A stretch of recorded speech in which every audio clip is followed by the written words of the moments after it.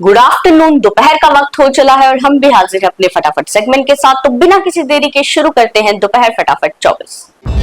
CM Omar Abdullah ने राज्य में चल रहे और प्रस्तावित हाउसिंग प्रोजेक्ट्स की प्रगति की समीक्षा। जम्मू में एनसी सरकार की कथित युवा विरोध नीतियों के खिलाफ बीजेवाईएम ने किया जोरदार प्रदर्शन। राजौरी के डोरीमाल जंगलों में 13वें दिन भी सुरक्षा अभियान जारी, आतंकियों की तलाश तेज। श्रीनगर में ट्रक तस्कर की 2 करोड़ की अवैध संपत्ति डिमोलिश, सरकार की कब्जा की गई जमीन हुई मुक्त। पुंछ के फॉरवर्ड एरिया में ड्यूटी के दौरान सेना के जवान की सर्विस राइफल से चली अचानक गोली, जवान हुआ घायल। जम्मू में एसएसपी जोगिंदर सिंह ने ली हाई लेवल क्राइम रिव्यू बैठक, अपराधियों पर शिकंजा कसने के दिए सख्त निर्देश।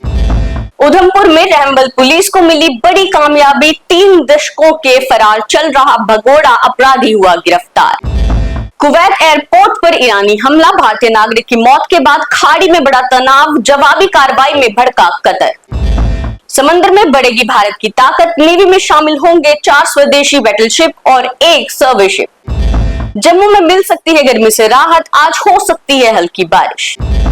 तो ये थी अब तक की देश दुनिया और जम्मू कश्मीर की खास बड़ी खबरें। फिर हाजिर होंगे आवाज फटाफट 24 के साथ। तब तक देखते रहें न्यूज़ 24 आवाज।